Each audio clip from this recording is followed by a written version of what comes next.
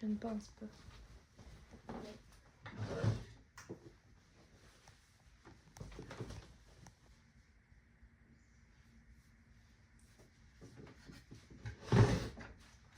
Bonjour et bienvenue à ce récapitulatif de la conférence sur les chansons engagées qui a eu lieu à Garneau ce 1er mai 2025 à l'Agora à 12h15 précisément, et puis qui a duré approximativement 1 heure.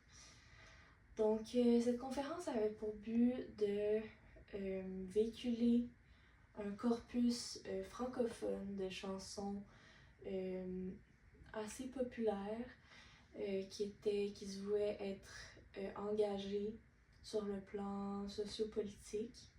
Donc chaque chanson avait un contexte géopolitique, temporel, qui était propre à chaque chanson, à chaque auteur, compositeur, interprète, dépendamment de la chanson. Donc, lors de l'activité qui justement se déroulait à Garneau, il y a eu plusieurs personnes qui sont venues présenter des chansons, dont Maïka Moisan, Nadia Baudouin, Jérémy Renaud, Isabelle Tremblay. C'est plutôt ça.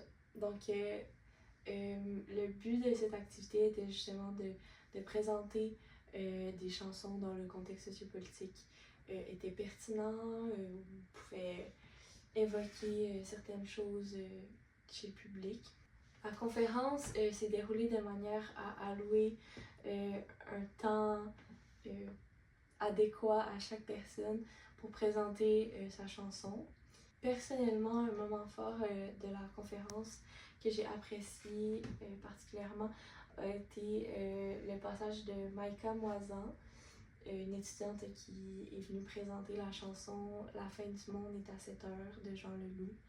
Donc j'apprécie particulièrement cette chanson pour diverses raisons, mais j'aime beaucoup la verve de Jean Leloup, puis j'écoute la chanson de manière quotidienne, ou plutôt hebdomadaire, devrais-je dire. Puis j'étais bien contente de l'entendre. Sinon, une autre chanson qui a été présentée a été Les Compagnons d'Amérique. Si je ne me méprends pas sur le titre, non. Compagnons des Amériques, issu d'un poème de Gaston Miron, puis interprété par Richard Desjardins et Gilles Bélanger. Puis c'est sur un album qui est sorti dans les années 2010, si je ne me trompe pas, qui s'appelle Les 12 hommes rapaillés, en référence à l'homme rapaillé, là, qui est de poésie de Gaston Miron. Donc c'était comme une mise en... Cet album-là, en fait, c'est comme une mise en chanson de textes de Gaston Miron. C'est ça.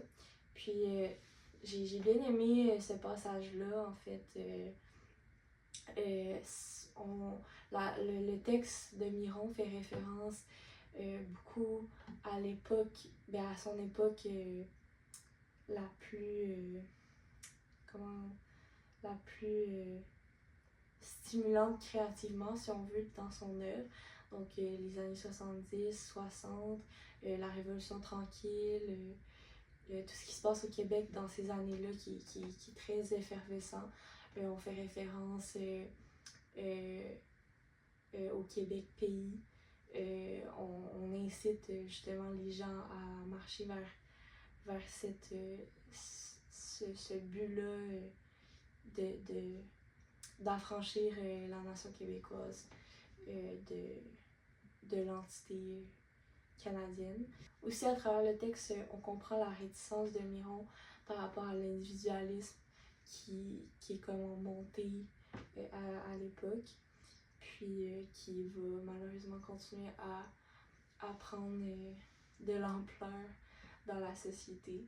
On fait l'évocation d'un Québec pays, puis on voit aussi également dans le texte une convergence entre le vocabulaire familier puis le vocabulaire souvenu qui est assez intéressant, qui fait référence à la classe ouvrière, puis qui rend le texte accessible, en même temps de ne pas bouder le potentiel poétique de Miron, très riche.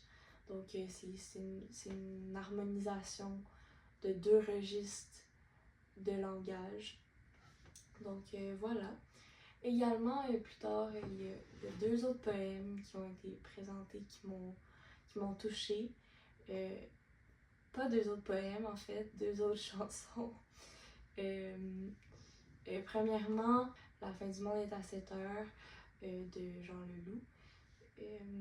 Cette chanson-là, je la trouve touchante parce qu'on dirait que justement elle parle d'individualisme, elle parle de l'accélération du rythme de vie, le rythme effréné, la surproduction, le surmenage même un peu, l'envie généralisée d'être partout puis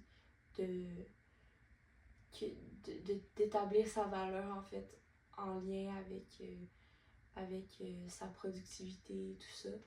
Donc je trouve ça encore d'actualité en fait. Malheureusement, on aimerait que ce soit résorbé, mais en fait ce ne l'est que plus actuel. Sinon, a aussi été présenté Cochez oui, cochez non de Paul Piché. Ouais, puis qui fait référence aux conditions de travail ouvrières. Puis encore une fois, on peut même voir un lien avec le texte de Miron mentionné précédemment, mais Piché aussi dénonce l'individualisme. Puis c'est aussi un peu dans les mêmes eaux que Miron sur ce point-là, c'est-à-dire qu'il dénonce la montée de l'individualisme, puis en encourageant la solidarité, puis en dénonçant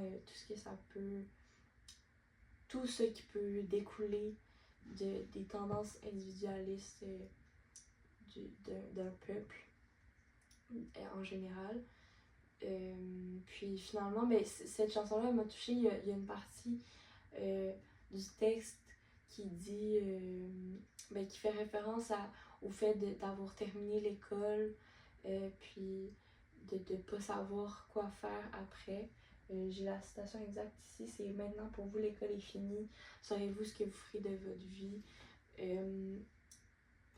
Moi personnellement je trouve que ça m'a accroché un peu plus parce que je trouve que c'est un dilemme, un enjeu qui touche les gens de mon âge, qui me touche personnellement. C'est quelque chose auquel je suis confrontée. Puis je pense que c'est un passage obligé d'avoir terminé l'école ou terminé un niveau scolaire, puis d'être dans l'obligation de se demander quoi faire après, de vers où se diriger. Donc sur ça, ça m'a touché plus personnellement en tout cas. Donc pour finir, si j'avais à faire un lien avec une autre œuvre artistique dans le même créneau, ce serait, le lien est assez facile à faire, mais ce serait avec L'homme rapaillé de Gaston Miron. C'est un recueil de poésie qui est dans son entièreté assez engagé. C'est sûr que ça dépend des poèmes, bien entendu, mais c'est un recueil qui